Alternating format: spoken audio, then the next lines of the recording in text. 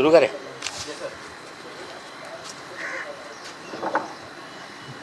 सबसे पहले मैं आप सभी लोगों को दिवाली की बहुत सारी शुभकामनाएं देता हूं और पत्रकार भाइयों से क्षमा चाहता हूं कि दिवाली के दिन भी आप लोगों को कष्ट करना पड़ा। कल मैंने जयदीप राणा को लेकर, जो ड्रग पेडलर है, कुछ जानकारी देश और आपके सामने रखने का काम किया,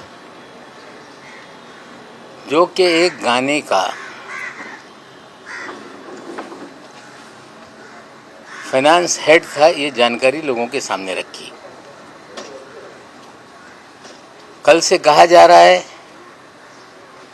कि मैं किसी के बीवी को इन्वॉल्व कर रहा हूं। कुछ लोग ये शोर मचा रहे हैं कि महिलाओं तक ये पहुंच रहे हैं। पिछले लगभग 26 दिन में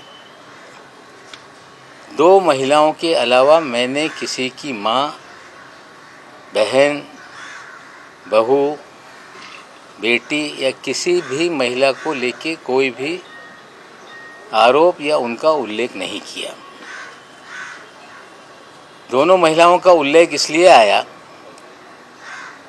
कि उनसे चीज़ें जुड़ी हुई हैं, इसलिए उनका उल्लेख आया है। लेकिन जो लोग महिलाओं को लेकर सवाल खड़ा कर रहे हैं, हम उनसे पूछना चाहते हैं कि क्या दूसरों की माँ बहनें ये महिलाएं नहीं हैं? कल किरीट सोमैया ने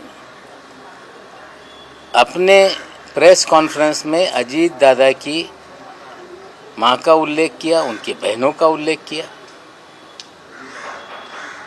इससे पहले संजय राउत जी की बीवी को ईडी के कार्यालय तक पहुंचाने का काम किया गया। खड़से साहब की पत्नी को ईडी के कार्यालय तक पहुंचाने का काम किया गया। किरीट सोमैया महाराष्ट्र के सम्माननीय मुख्यमंत्री की पत्नी को बार बार उनका नाम लेकर आरोप करते रहे। क्या इनकी घर की महिलाएं महिलाएं हैं और बाकी महिलाएं महिलाएं नहीं? हमें लगता है कि अस्तर जो बीजेपी गिरा रही है, हमने कोई अस्तर नहीं गिराया। ये सीधे लोगों को समझना होगा। कल मैंने जो भी आरोप लगाए, कोई आरोप हमने हवा में किसी पे नहीं लगाया। ड्रग पेडलर गाने का ये फाइनेंस हेड है, ये सवाल हमने खड़े किए थे। और कल देवेंद्र जी ने, जो महाराष्ट्र के विपक्ष के नेता है, उन्होंने कुछ मुझ पर आरोप लगाए और उन्होंने एक बात कही कि मैं आरोप लगाने के बाद कभी माफ़ी नहीं मांगता। उन्होंने कहा कि नवाब मलिक के दामाद के घर से गांजा बरामद हुआ। देवेंद्र जी, आपका निकटतम वानखेड़े है, पंचनामा मंगा लीजिए। नवाब मलिक के दामाद के घर से कोई भी आपत्तिजनक वस्तु बरामद नहीं हुई, उसका पंचनामा है और मैं मीडिया के साथियों को पंचनामा साझा कर दूंगा। लेकिन वानखेड़े के कहने से 14 जनवरी के दिन जब मेरे दामाद के घर पे छापामारी कथित कही गई, तब मीडिया बड़े जोर और शोर से रिपोर्टिंग कर रहा था कि नवाब मलिक के दामाद के घर पे छापेमारी है और बड़े पैमाने पे ड्रग मिला। हमें लगता है मीडिया के साथियों को भी गुमराह किया गया और मैं पंचनामा दे देता हूं कि किसी भी प्रकार की रिकवरी हमारे दामाद के घर से नहीं हुई। क्या देवेंद्र जी आप माफ़ी मांगेंगे? देवेंद्र जी, आपने कहा कि चार्जशीट को कमज़ोर करने के लिए नवाब मलिक वानखेड़े पर हमला कर रहा है। आप वकील हैं, वकालत की सनद आपके पास है। आपकी जानकारी है कि नहीं मुझे पता नहीं। एनडीपीएस एक्ट में 6 महीने के भीतर चार्जशीट फाइल करनी होती है, और सजलानी और समीर खान वाले मामले में ऑलरेडी चार्जशीट फाइल है। तो ये आपका आरोप कि मैं केस को कमज़ोर करने के लिए आरोप लगा रहा हूँ, क्या इसके लिए आप माफ़ी मांगेंगे? देवेंद्र जी, आपने कहा कि नवाब मलिक को इससे पहले मंत्री पद से इस्तीफा देना पड़ा। हाँ, मैंने इस्तीफा दिया था। उस पर सावंत कमीशन बैठा था, कमीशन की रिपोर्ट आई, विधानसभा में चर्चा हुई, और उस विधानसभा की चर्चा में मैंने कहा कि एक बार नहीं 100 बार मैं इस्तीफा देने के लिए तैयार हूं, अगर जनता के हित में कोई इस्तीफा देना पड़े तो। मुझ पे आरोप लगाए गए कि माहिम स्थित जरीवाला चाल में भ्रष्टाचार हुआ है और कमीशन बैठाया गया, लोक आयुक्त की जांच बैठाई गई। मुझ पे आरोप ये लगाया गया कि नवाब मलिक ने कोर्ट के ऑर्डर को डिफाई किया है, कंटेम किया है, कोर्ट के आदेश का अवहेलना की है। कोई पैसे खाने का या कोई करप्शन के चार्जेस नहीं थे, डिफाइंग ऑफ कोर्ट ऑर्डर के चार्जेस थे। जो लैंड एक्विजिशन हुआ था वो गलत तरीके से था, हमने स्टे दिया था, और ये कहा जा रहा था कि हाई कोर्ट के आदेश का अवमान नवाब मलिक ने किया है। उसी कोर्ट के सामने मामला गया, कोर्ट ने उसका कॉन्ग्लिजेंस नहीं लिया। कंटेम ऑफ कोर्ट उसी कोर्ट के सामने रखा जाता है या उससे ऊपर की कोर्ट में। किसी कमीशन को, लोक आयुक्त को यह अधिकार नहीं कि कंटेम पर वो किसी पे आरोप मढ़े। फिर भी हमने कमीशन को झेला, कमीशन के सामने चीज़ें रखी, और उसमें आचरण को लेके हर दिन लोगों को मिलना, लोगों की बातें सुनना, लोगों के लिए काम करना, ये आचरण जो है ये करप्ट है, इस तरह के चार्जेस लगे। लेकिन डिफाइंग कोर्ट ऑर्डर का ही हम पे मामला उठाया गया। हमने इस्तीफा दिया, रिपोर्ट आई, और 2008 में दोबारा मंत्री हम बने। लेकिन जो जरीवाला चाल में 12 वर्सेस 250 लोगों की लड़ाई थी, वो लड़ाई सुप्रीम कोर्ट में गई, और सुप्रीम कोर्ट ने कहा कि नवाब मलिक ने या उस समय के मंत्री ने जो आदेश दिए थे वो सही है, उस आदेश का पालन हो, ये सुप्रीम कोर्ट ने कहा है। और कल देवेंद्र जी ने ये कहा कि मैं दिवाली के बाद बम फोड़ूंगा। आपको इंतजार करने की जरूरत नहीं है। कहा गया कि नवाब मलिक के अंडरवर्ल्ड कनेक्शन है। 62 साल का जीवन इसी मुंबई शहर में बीता। किसी माई के लाल में हिम्मत नहीं कि नवाब मलिक किसी अंडरवर्ल्ड से जुड़ा हुआ है, ये कभी उंगली भी उठाकर मेरे तरफ दिखा सके। ये कहना कि जिनके अपने घर शीशे के हों औरों पे पत्थर नहीं मारते, मेरे पास कोई शीशे का घर नहीं, ना मेरे पास कोई शीश महल है। लेकिन देवेंद्र जी से सीधा मेरा सवाल है कि आप 5 साल तक राज्य के मुखिया थे, गृह विभाग आपके पास था, और शायद पूरा महाराष्ट्र जानता है, सबसे मुखर कोई देवेंद्र जी के कामकाज पे या पिछली सरकार पे सवाल उठाता था, उसका नाम नवाब मलिक है। और देवेंद्र जी, आप शायद भूल गए कि जिस दिन आपका 1 साल का कार्यकाल पूरा हुआ था, उसी दिन एक प्रेस में मैंने कहा था कि नकली देवेंद्र कौन घूम रहा है शहर में। आपको चेताया था मैंने। आपका भाई इस शहर में होटलों में क्या कर रहा था उसकी जानकारी हमने दी थी। आप जब चेंबूर वालों के घर पे जाते थे, हमने आपको चेताया था एक बार कि यहाँ मत जाइए। हमने कभी व्यक्तिगत वेंडेटा की राजनीति नहीं की। अगर उस समय उस होटल के फुटेज अगर मैं जारी कर देता तो शायद लोग मुंह दिखाने लायक नहीं रहते। आप कह रहे हैं कि नवाब मलिक के अंडरवर्ल्ड के संबंध है। अगर इतने हमले करने के बाद भी आप खामोश रहे, हमें लगता है कि एक राज्य का मुखिया अगर उसको जानकारी मिले कि कोई व्यक्ति नेता किसी अंडरवर्ल्ड से कनेक्टेड है, तो उनकी जिम्मेदारी बनती थी कि उसी समय कार्रवाई करते और मुझ पे कार्रवाई करनी चाहिए थी। हमें लगता है कि जो सच्चाई सामने आ रही है उसको लेकर कोई हवा में तीर मार देने से मामला बंद हो जाएगा, ऐसा नहीं है। मैं देवेंद्र जी आपसे पूछना चाहता हूं कि आपके कार्यकाल में इस शहर में मुख्यमंत्री को ब्रीफिंग होती है कि शहर में पॉलिटिकल लोग क्या कर रहे हैं, शहर में क्या क्या चल रहा है। मैं पूछना चाहता हूं, फोर सीजन होटल में लगातार ड्रामा लेट्स प्रेडेट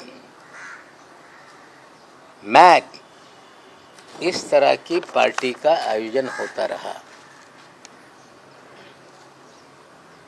उस पार्टी का आयोजक कौन है? वो पार्टी में एक एक टेबल की कीमत 15 लाख रुपए होती थी। रात भर जश्न चलता था। 15-15 करोड़ रुपए की पार्टी का आयोजक कौन था? क्या आपको जानकारी नहीं थी? और आपके रहते हुए पार्टी चल रही थी, सरकार बदलने के बाद पार्टी बंद हो गई। इस पे आज मैं सवाल खड़ा कर रहा हूं कि ये पार्टी का आयोजक कौन? क्या आपकी जानकारी नहीं थी कि 15 करोड़ रुपए की पार्टी चल रही है? क्या आपका पुलिस या तंत्र ये पूरी तरह से कमजोर था? ये सारे सवालों का जवाब आपको देना पड़ेगा। और ये कहना कि वानखेड़े पर दबाव मैं इसलिए बना रहा हूं कि दामाद का केस हल्का हो जाए, 8.5 महीने तक उस मामले पे कभी मैंने कोई भी वक्तव्य नहीं किया। लगातार आप लोग बोलते रहे कि इनका दामाद ड्रग के केस में बंद है, लेकिन कोर्ट ने जमानत दी। पिछले महीने की 13 तारीख को वो ऑर्डर सामने आई, उसे फंसाया गया, ये साफ है। न्यायालय में लड़ाई चल रही है, वो अपनी लड़ाई लड़ेंगे। लेकिन जो जानकारी मुझे है कि वानखेड़े जब से इस डिपार्टमेंट में आया, उसने अपनी एक प्राइवेट आर्मी खड़ा की। उस प्राइवेट आर्मी में किरण गोसावी, मनीष भानुशाली, फ्रेक्चर पटेल, आदिल उस्मानी, सैम डिसूजा, हीलू पठान, ये सारे लोग आपके प्राइवेट आर्मी के प्लेयर हैं। और प्राइवेट आर्मी इस शहर में धड़ल्ले से ड्रग का कारोबार भी करती है। छोटे छोटे मामले उजागर होते हैं, लोगों को फंसाया जाता है, और धड़ल्ले से बड़े मामले इस शहर में चल रहे हैं। और मैंने लगातार कहा कि वानखेड़े के जरिए हजारों करोड़ रुपए की उगाही हुई है। आर्यन खान के मामले में जो साली का बयान है कि 18 करोड़ की डील हुई थी, 8 करोड़ रुपया वानखेड़े के लिए मांगा गया था। सैम डिसूजा सामने आ गया है, वो कह रहा है कि इस तरह की डील थी।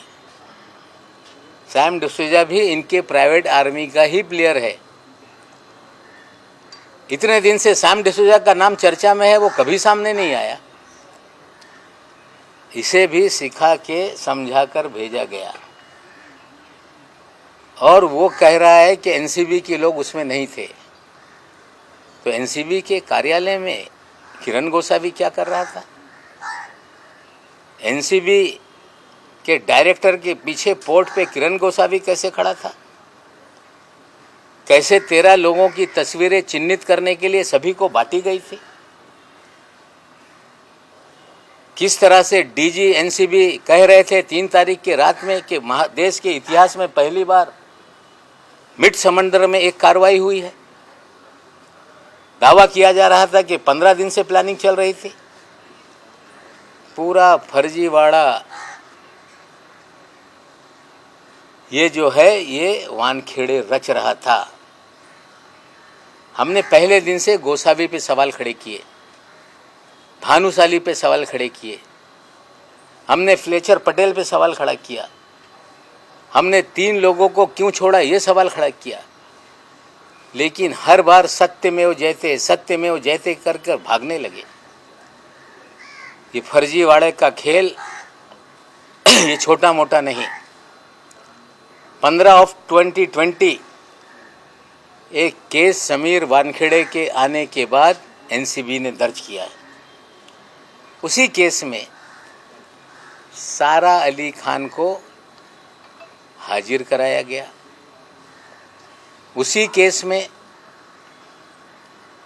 श्रद्धा कपूर को बुलाया गया। उसी केस में दीपिका पादुकोण को बुलाया गया। सारी फिल्म इंडस्ट्री को 15 of 2020 की केस में बुलाया गया। आज तक ना वो केस बंद हो रहा है, ना चार्जशीट हो रही है। ऐसा क्या है कि 14 महीने तक कोई केस बंद ही नहीं होता है।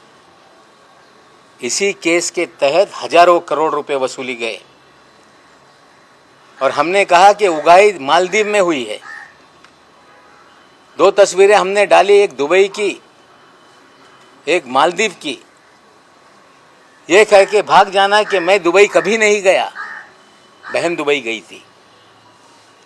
आप मालदीव में थे। मालदीव का दौरा कोई आसान नहीं होता। इतने लोग जाएंगे तो 20-30 लाख रुपए का खर्चा।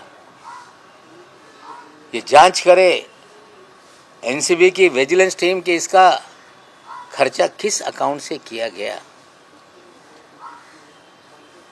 ज्ञानेश्वर जी टीवी पे आते हैं, बहुत सारे अधिकारी टीवी पे आते हैं। किसी भी अधिकारी का शर्ट 1500 रुपये से महंगा नहीं, लेकिन समीर वानखेड़े की शर्ट 70,000 रुपये की क्यों होती है? हर दिन नया कपड़ा पहन के क्यों आते हैं? मोदी साहब से भी आगे निकल गए। पतलून लाख रुपए की, पट्टा 2 लाख रुपए का, जूता 2.5 लाख रुपए का, घड़ी 50 लाख रुपए की, 25 लाख रुपए की, 30 लाख रुपए की। एक अपराइट अफसर, वे सारी तस्वीरें आप लोगों को दे दूंगा। अगर जिस तरह के कपड़े इन तमाम दिनों में उन्होंने पहने, उसकी कीमत ही 5-10 करोड़ रुपए की है। क्या ईमानदार अफसर 10 करोड़ के कपड़े पहनता होगा? कोई शर्ट दोबारा हमने पहनते नहीं देखा। इससे बड़ा ईमानदार कोई हो नहीं सकता जो 2 लाख के हर दिन जूते पहने। इससे बड़ा ईमानदार कोई हो नहीं सकता जो लाख रुपए की पतलून पहने। इससे बड़ा ईमानदार कोई हो नहीं सकता जो 70,000 के शर्ट पहने। हमें लगता है ईमानदारी का पैमाना इतना बढ़िया है।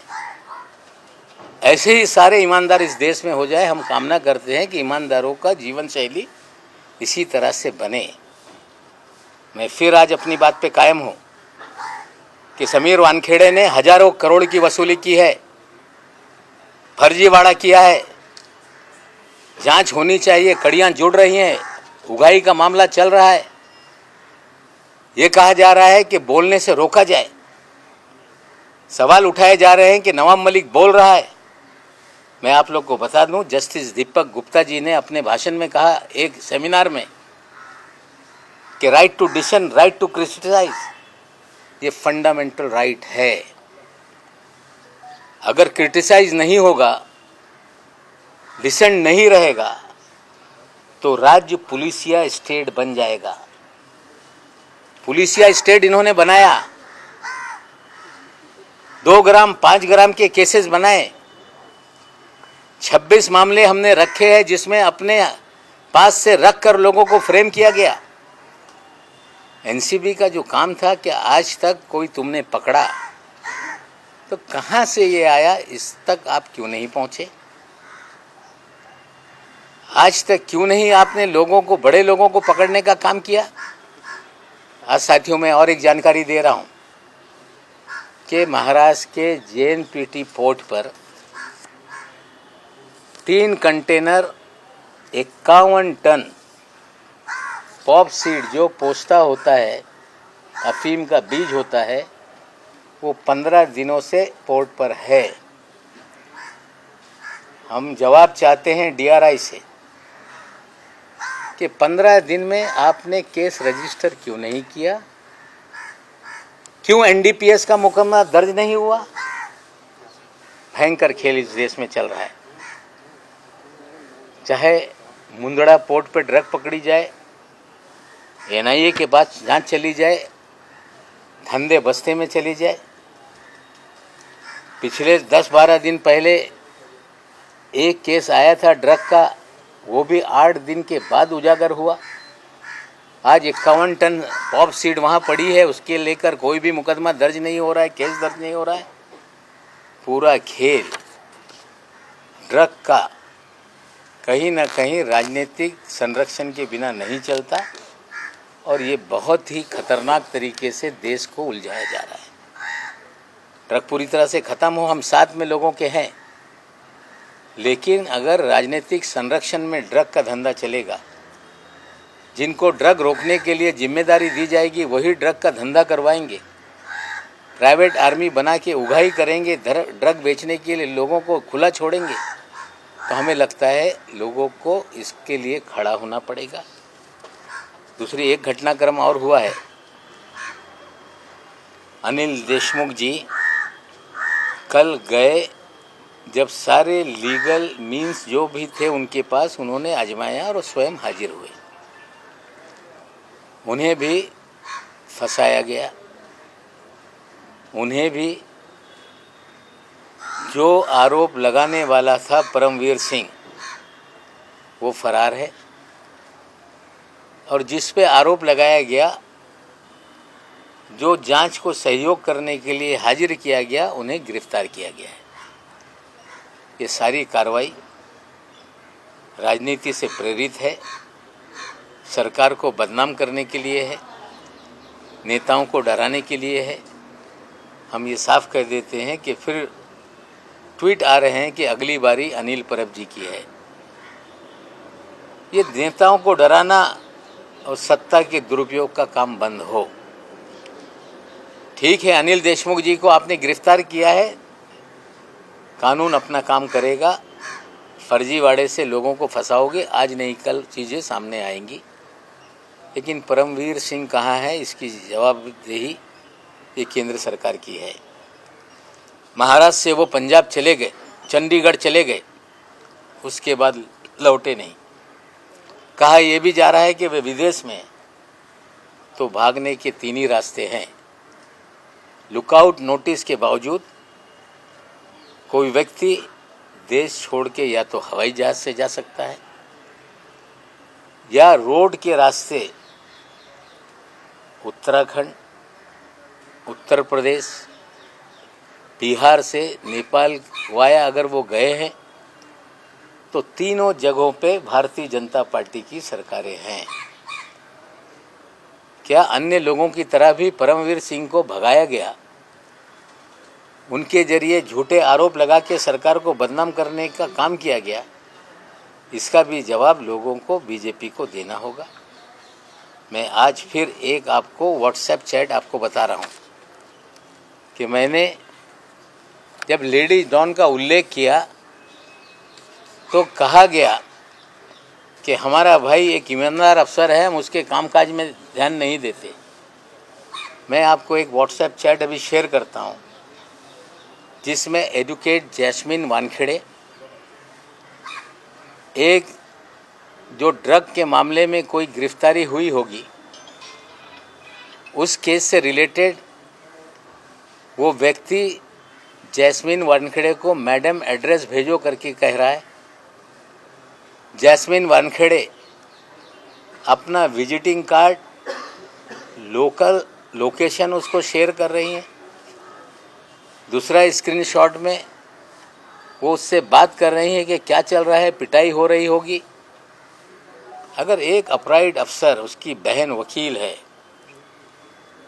तो किस तरह से जिन्हें एक्यूज बनाया जाता है उससे संवाद करती है।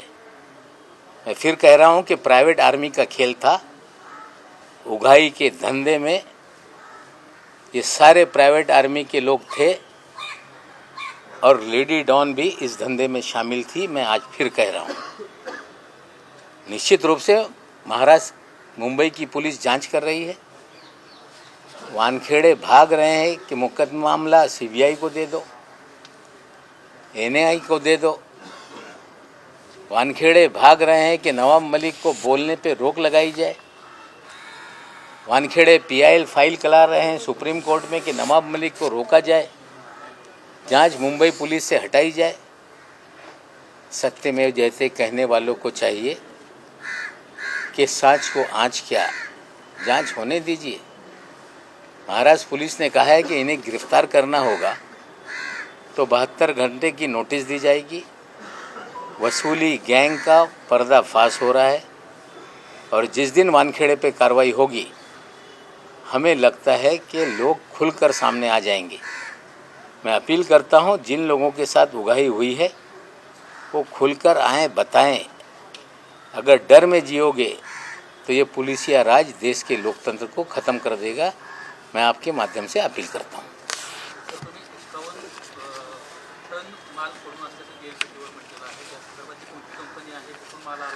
नाही, याच्या सगळ्या कागदपत्र माझ्याकडे थोड्या वेळेत येणार आहे। मी आपल्याला व्हॉट्सअपवर सगळं शेअर करते। सर, आपने बहुत सारी चीजें कही, एक एक चीजों को सिलसिलेवार तरीके से लेकर। पहला तो आपने केस नंबर 15-20 का कहा, इसमें अभिनेत्रियों को बुलाया गया, किस आधार पे कह रहे सर, उसमें क्या क्या हुआ, अगर थोड़ा विस्तार से बता पाए आप। देखिए, ऐसा है, कोई भी मामला आपने दर्ज किया है केस, तो उसका इन्वेस्टिगेशन 13-14 महीने तक क्यों नहीं कंप्लीट हो रहा है। उसी केस में आपने फिल्म जगत के लोगों को बुलाया, ये कह के कि व्हाट्सएप चैट में मिला है, और आज तक उस केस में कोई भी गिरफ्तारी नहीं हुई है। उसी केस की आड़ में उगाही का धंधा है। क्लोजर या तो कर देते या चार्जशीट लगा देते, लेकिन 14 महीने तक एक मामला खुला हुआ है जिसमें फिल्म वालों को लगातार सम्मन किया जाता है, उगाही की जाती है। इससे बड़ा उदाहरण नहीं हो सकता। सर, आर्थिक की बातें की, हजारों करोड़ को उगाही, उसको लिए कुछ सबूत मिल पाए आपको? क्योंकि देखिए, ऐसा है कि अभी तो 18 करोड़ की डील वाला मामला खुल रहा है। 8 करोड़ रुपया वानखेड़े के लिए मांगा गया था, ये बात सामने आ रही है। अगर डील हो रही थी आर्यन को लेके 18 करोड़ की, तो सारे अभिनेता अभिनेत्रियों से डील हुई है। डर के मारे कोई नहीं बोल रहा है। मालदीव में भी उगाही हुई, घर के लोग भी उगाही के धंधे में थे, प्राइवेट आर्मी के सारे लोग उगाही के धंधे में थे। हमें लगता है अभी एक उगाही का मामला जो खुला है, पुलिस उसकी जांच कर रही है, कड़ियाँ खुलेंगी। जो सैम डिसूजा आया था वो भी उनका आदमी था, उसमें एक घूले का उसने नाम लिया है जो बैंकर है, एक और कोई सुनील पाटिल का नाम सामने आया है। मेरी जानकारी है कोई वाघमारे नाम का भी व्यक्ति उसमें है। हमें लगता है कड़ियों से कड़ियाँ जुड़ेंगी तो 18 करोड़ की उगाही का मामला इस्टेब्लिश हो रहा है। मुंबई पुलिस अभी चीज़ों को देख रही है। जब पूरी तरह से चीज़ें हो जाएगी, हम किसी को फर्जी तरीके से फंसाते नहीं। मुंबई पुलिस चीज़ों को देख रही है। जब पूरा मामला इस्टेब्लिश हो जाएगा तो निश्चित रूप से पुलिस कार्रवाई करेगी। सर, साल 2020 में जो बॉलीवुड वालों से पूछताछ हुई थी, दो अलग अलग केसेस में हुई थी। FIR नंबर 15 ऑफ 2020 और 16 ऑफ 2020।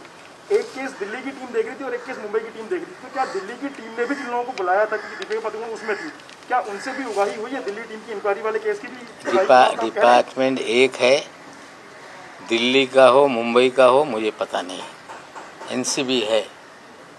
और एक VV सिंह नाम का कैरेक्टर सबसे महान है इस NCB में। मैं आज जिम्मेदारी से कह रहा हूं कि जब मेरे दामाद को बुलाया गया तो VV सिंह ने कहा कि I want to buy Land Cruiser. अगर मेरे दामाद से लैंड क्रूजर की बात करते हैं तो क्या खेल चल रहा था खुलेगा।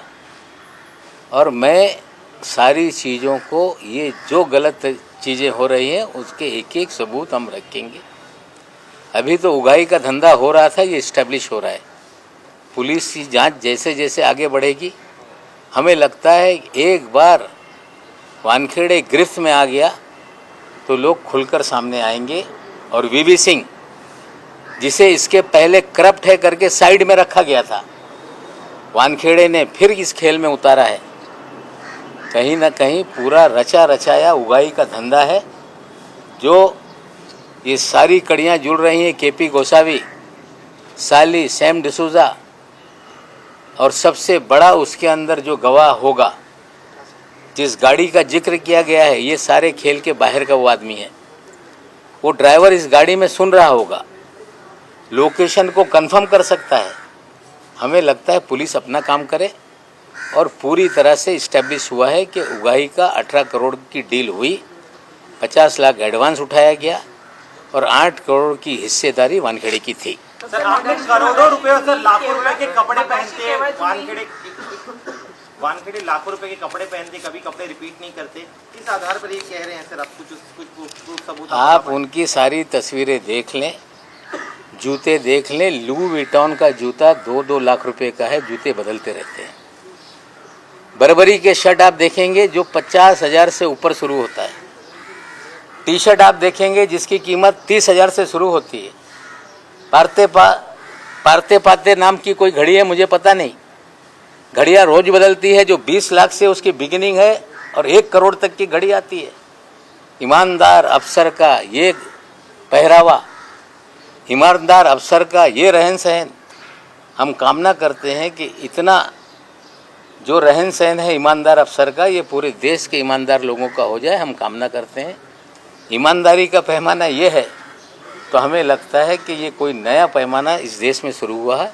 ये सवाल हम पूछते हैं। सर मगाशी सर तुम्ही समीर वानखेडे पर्यंतच होतात, आता तुम्ही एनसीबीच्या सगळ्याच लोकांना त्याच्यामध्ये, तुमचं म्हणणं आहे का की आता एनसीबीचे सगळेच लोक याच्यामध्ये इन्व्हॉल्व आहे? कालपर्यंत तुम्ही केवळ समीर वानखेडे आणि त्यांची गँग असं तुम्ही म्हणत होतात, आज तुम्ही म्हणता की एनसीबीचे इतर अधिकारी सुद्धा त्याच्यामध्ये? नाही, व्ही सिंग आहे एनसीबी मध्ये। व्ही सिंग आणि माने नावाचा त्यांचा ड्रायव्हर, हे प्रायव्हेट आर्मी सोबत हे 2 अधिकारी जास्त इन्व्हॉल्व आहे। मी आज पुन्हा हे दाव्याने सांगतोय।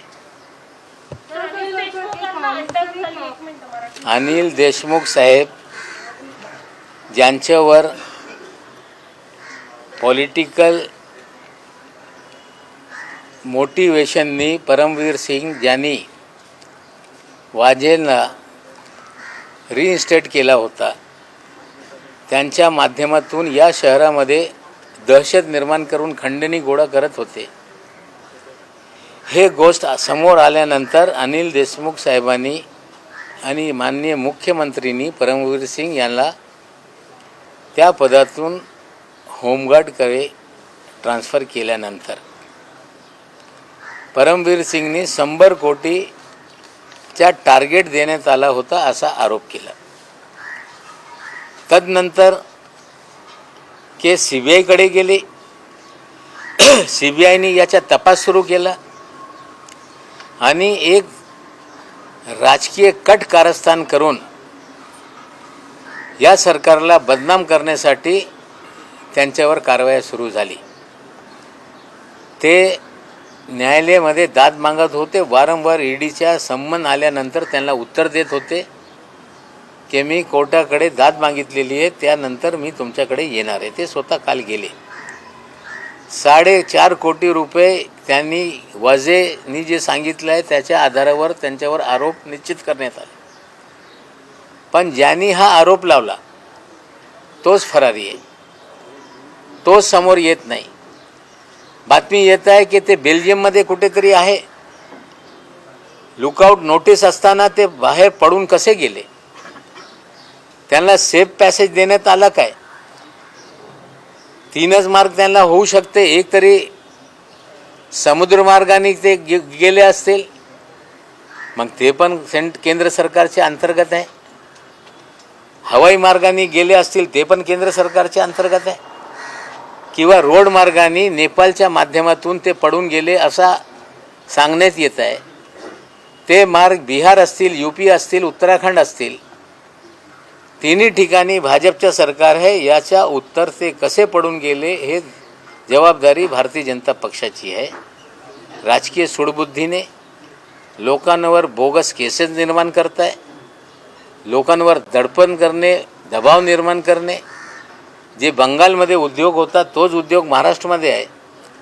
देवेंद्रजी सांगताय की अर्धा मंत्रिमंडळ हे तुरुंगात जाणार आहे. केंद्रीय यंत्रणा तो CBI असेल, इन्कम टॅक्स असेल, ED असेल, NCB असेल, याचा वापर करून या राज्याला, राज्य सरकारला, महाराष्ट्राच्या नेत्यांना बदनाम करण्याचा कट कारस्थान आहे. यांना कळलं पाहिजे. आमच्या नेत्यांना पण तुम्ही नोटीस पाठवला होता. महाराष्ट्राची जनता पवार साहेबांना नोटीस आल्यानंतर निवडणुकीमध्ये त्याचा उत्तर लोकांनी दिलंच आहे. आणि महाराष्ट्राची जनता उघड्या डोळ्यांनी बघते की भाजप या यंत्रणेचा वापर करून लोकांवर दबाव दडपण कसं निर्माण करते आणि निश्चित रूपाने याचा उत्तर जनता देईल. सर, इनकम टैक्स की जो ऑफिसर सर, इनकम टैक्स की जो बात की आपने सर, एक डिपार्टमेंट का उन्होंने आज अजीत पवार की 1000 करोड़ रुपए की प्रॉपर्टी जो है वो प्रोविजनली अटैच की है. इसमें गोवा का नहीं, देखिए ऐसा है, बेनामी होगी कोई अगर है तो उनको अटैच करने का अधिकार है. लेकिन बेनामी का मतलब ये नहीं होता कि किसी के नाम से नहीं है. कोई ना कोई उसका मालिक होगा. आप ये कह दो कि ये संपत्ति इसकी है, ऐसे नहीं चलता. कोई कारोबारी है उसकी संपत्ति है. कोई अजीत पवार के ड्राइवर की संपत्ति नहीं, कोई अजीत पवार के नौकर की संपत्ति नहीं. किसी और की संपत्ति आप अटैच करके उस पर ये अजीत पवार की बेनामी संपत्ति है, ये आरोप लगाना उचित नहीं. ये ऐसा नहीं कि भारतीय जनता पार्टी के मंत्रियों के ड्राइवर के नाम पे कोई संपत्ति निकल आई. ये ऐसा नहीं कि कोई बीजेपी के केंद्रीय मंत्री के किचन के कुक के नाम पे संपत्ति निकल आई. हमें लगता है ये बदनाम करने का खेल है. और कोई भी एजेंसी कार्रवाई करती है और उसे हर व्यक्ति को न्यायालय में अपनी लड़ाई लड़नी पड़ती है. भुजबल साहब को लेके भी इसी तरह से हुआ. महाराष्ट्र सदन को लेके आरोप लगाए गए और कोर्ट ने कह दिया कि इसमें कोई भी तरह का करप्शन नहीं हुआ. हमें लगता है डराने का, बदनाम करने का खेल है. हम लोग इस खेल से डरने वाले नहीं हैं. आपके एलिगेशंस के बाद 24 घंटों में अनिल देशमुख को अरेस्ट किया गया. अब अजित पवार की जो बेनामी प्रॉपर्टीज कही जा रही हैं उसके अटैचमेंट की बात हो रही है. क्या आपको ये पॉलिटिकल वेंडेटा लगता है? देखिए, मेरे आरोप के बाद नहीं है ये सारी कार्रवाई पहले से चल रही है. और पहले दिन से हम अपनी बात पे कायम हैं कि जो खेल बंगाल में शुरू हुआ था वही खेल महाराष्ट्र में है. महाराष्ट्र की सरकार नेताओं को बदनाम करने का. चुनाव से पहले भी ये खेल था. कुछ लोगों पे दबाव बनाया गया, वो पार्टी छोड़कर भारतीय जनता पार्टी में गए. कह रहे हैं कि हमें अब चैन की नींद आती है.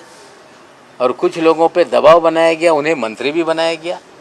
तो दल बदल कराना, सरकारें गिराना, ये राजनीति खेल सारी एजेंसियों के जरिए किया जाता है. लेकिन महाराष्ट्र की सरकार इस सारे खेल से ये डरने वाली नहीं. ना कोई नेता डरेगा. अन्याय हो रहा है, उसके खिलाफ हम लड़ेंगे. सर, आपके पुराने आरोपों पर मुंबई पुलिस की SIT हो या फिर केंद्र की SCB हो, वो जांच कर रही है एक्सटॉर्शन के मामले में. लेकिन आज 15-20 का जो आपने मामला उठाया वो बड़ा आरोप है. क्या उसको लेकर के अलग से जांच करवाई जाएगी मुंबई पुलिस, या फिर आप मुख्यमंत्री से बात करेंगे? नहीं, देखिए ऐसा, से जुड़ा हुआ है पूरा मामला. देखिए ऐसा है कि जो भी कंप्लेंट हुई है उसको लेके लोग जांच कर रहे हैं. अब प्रभाकर का बयान सामने आया, सैम डिसोजा का बयान सामने आया, गोसावी गिरफ्त में है. और भी नाम, चाहे वो सुनील पाटिल का हो, वाघमारे का हो, सभी नाम धीरे धीरे सामने आ रहे हैं. पुलिस जांच करेगी. जांच करने का मतलब किसी को फंसाना नहीं है. और ये जब बात सामने आ रही है कि 18 करोड़ की डील हुई थी, वो इस्टेब्लिश हो रहा है. जब सारे तार जुड़ जाएंगे तो निश्चित रूप से पुलिस कार्रवाई करेगी.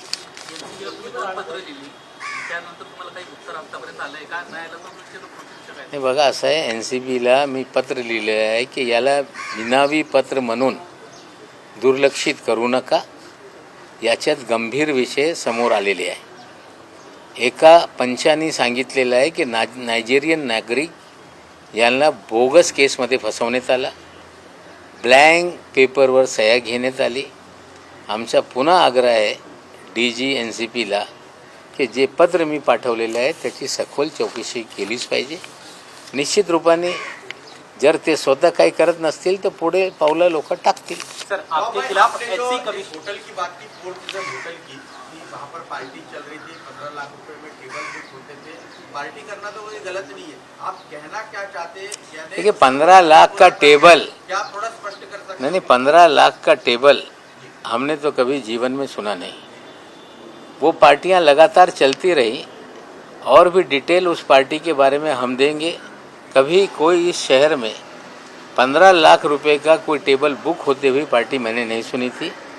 कहीं ना कहीं इन पार्टियों में ड्रग का खेल चल रहा था.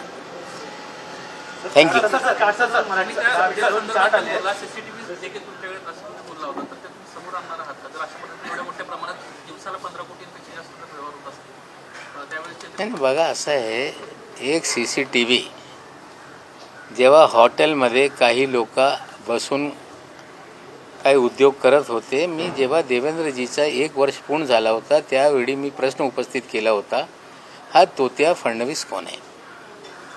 आम्ही त्यांना सावध केला होता की हे योग्य नाही. त्या काळातले CCTV पण माझ्याकडे होते, मी तेव्हा रिलीज केलेला नाही आणि मी पुन्हा ते CCTV रिलीज करणार नाही.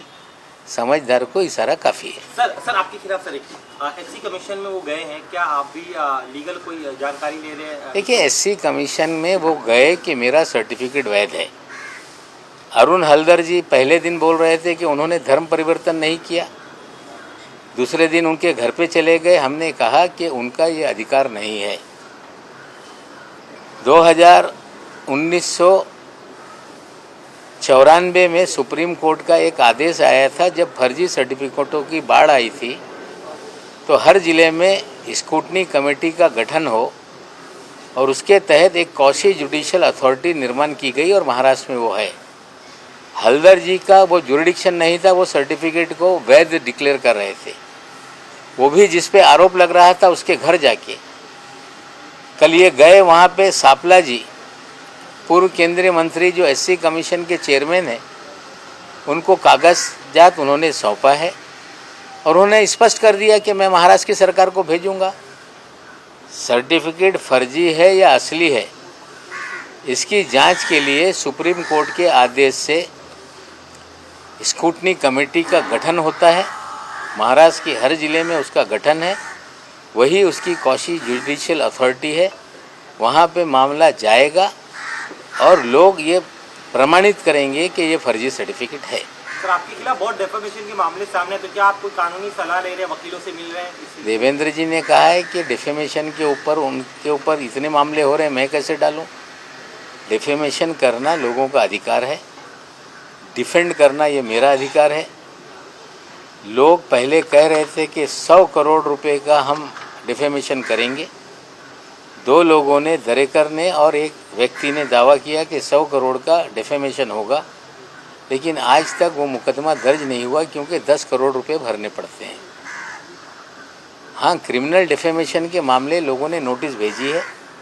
मुझे किसी भी न्यायालय से किसी भी तरह का संबंध नहीं आया.